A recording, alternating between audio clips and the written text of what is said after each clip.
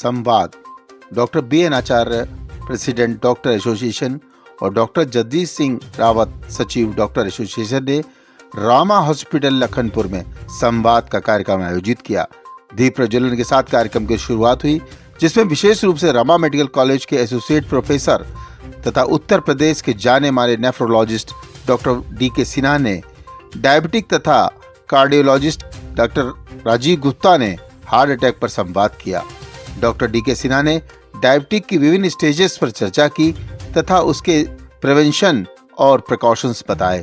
उन्होंने कहा, सोयाबीन को अमृत औषधि माना जाना चाहिए तथा प्रत्येक व्यक्ति को 15 से 20 मूंगफली प्रतिदिन खानी चाहिए, जिसमें हाईली एंटीऑक्सीडेंट होते हैं।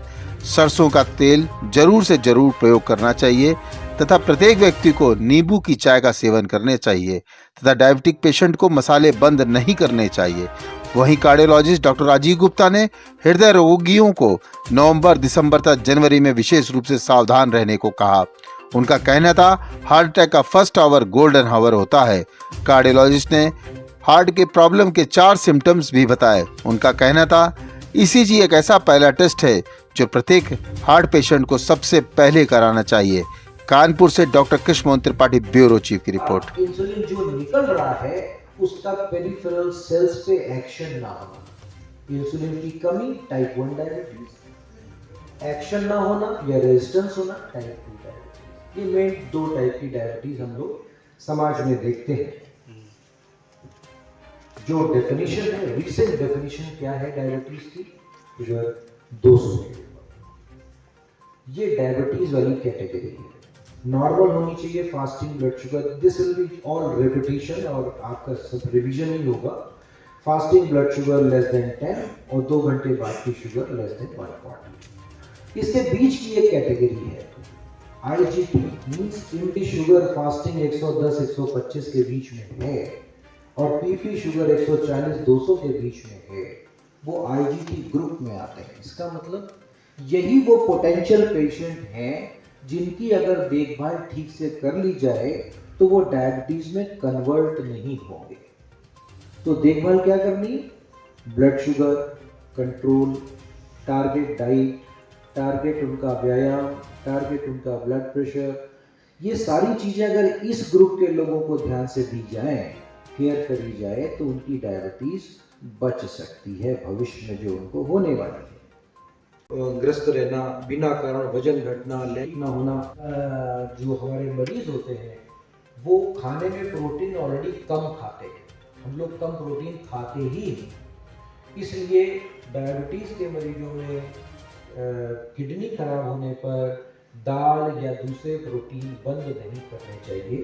भाई मतलब देशी घी अलाउड है।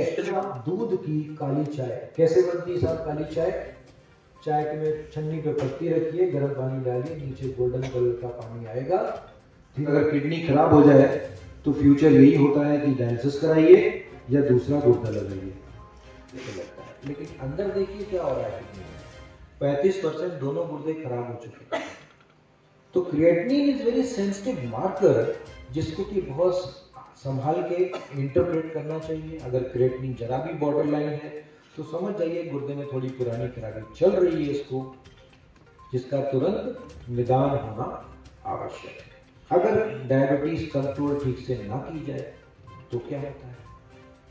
देखिए, लगभग 5 साल के बाद गुर्दों की खराबी शुरू हो जाती है। ये लगभग है, जगह जगह पे घाव होना, गैंग्रीन होना, अंधापन, बहरापन, फालिज भी हो सकती है। Just a figure, BP blood sugar less than 160, blood pressure 130/80, cholesterol less than value, blood urea nitrogen less than 20। Ultrasound हम लोग करते हैं अक्सर, लेकिन ये मालूम होना चाहिए उसकी इंपॉर्टेंस क्या है। अल्ट्रासाउंड में नॉर्मल किडनी साइज होती है 12x5, 12 सेंटीमीटर लंबी या ऊंची, ऐसा बोलिए, चौड़ी 5 सेंटीमीटर गुर्दे की माप। अगर ये 12 से घटने लगे तो समझ लीजिए कुछ क्रॉनिक डिजीज उसमें चल रही है। अगर ये 8 सेंटीमीटर से नीचे आ जाए तो ये समझिए गुर्दे में ठीक होने की कोई ताकत नहीं बची है, ये परमानेंट किडनी फेलियर है। इसको जीवन भर डायलिसिस होगी या दूसरा गुर्दा लगेगा। पेशाब का कल्चर का टेस्ट कराते हैं हम लोग और 24 घंटे की पेशाब का प्रोटीन लेते हैं which should be less than 150 milligram per day. ये बहुत बढ़िया किडनी फंक्शन, जरा ध्यान से सुनिएगा साथियों, ये समझ में आएगा कि सीरम क्रिएटिनिन कितना सेंसिटिव टेस्ट है। किडनी का एक्चुअल फंक्शन नापते हैं हम लोग glomerular function, glomerular filtration rate से, जो कि 100 ml पर मिनट होता है नॉर्मल आदमी में। और उसमें क्योंकि जीएफआर नापने का जो टेस्ट होता है वो महंगा होता है, तो हम लोग नापते हैं क्रिएटिनिन करके। बीमारी के कारण से उसका एक्चुअल किडनी फंक्शन 100 ml से घट के 80 ml पर मिनट आ गया, मीन्स 20% किडनी खराब हो गई उसकी। लेकिन देखिए क्रिएटिनिन नहीं बढ़ता, क्रिएटिनिन 1.4 से नीचे जाएगा। ये विडंबना है। 70% आ गया फंक्शन में, 30% किडनी खराब हो गई, ये क्रिएटिनिन नहीं बढ़ता। क्रिएटिनिन कब बढ़ता है? जब 35% किडनी का फंक्शन आपका खराब होगा, मतलब 65 ml पर मिनट।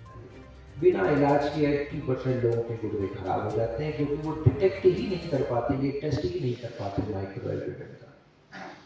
इलाज करने पर 40% लोगों के गुर्दे खराब होते हैं, इट मीन्स 60% लोग बच जाते हैं। ये स्टेज का अंदाज कैसे लगता है? कुछ लोगों की आंखों में खराबी आना शुरू होती है, तो ये समझ जाइए कि इसको किडनी में खराबी शुरू हो चुकी होगी, क्योंकि किडनी के अंदर ब्लड वेसल्स की जो डायमीटर होता है वो आंखों की रेटिना की ब्लड वेसल्स की डायमीटर के बराबर होती है। ये माइक्रो एंजियोपैथी होती है, तो इस साइज की ब्लड वेसल्स पूरी बॉडी में इन्वॉल्व होती हैं एक साथ। तो पेशाब से प्रोटीन निकलना, सूजन आना और थकान होना। और लक्षण क्या होते हैं? भूख कम होना, चेहरे पैरों पे सूजन आना, पूरे शरीर की हड्डियों में दर्द होना, उल्टी होना, खून की कमी, पेशाब कम होना या पेशाब में जलन होना। और सबसे लास्ट वही इंपॉर्टेंट है हाइपर यूरिसीमिया। ये अक्सर छूट जाता है डॉक्टर, बहुत लोगों से छूटता है ये।